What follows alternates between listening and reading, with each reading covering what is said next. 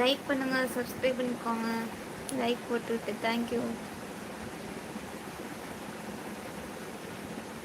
ஒரு 1/2 இருக்கு. எப்போ இவ்வளோ நேரமே ட்ரை பண்ணிட்டு இருக்கா. ஸ்ரீலங்காவில் ஃபஸ்ட்டு வெந்நீரை சூட வைப்பாங்க.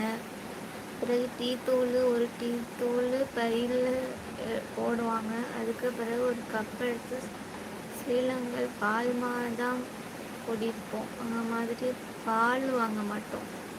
பால்மான்னா என்னது? புதுசாக கேள்விப்படுறேன்.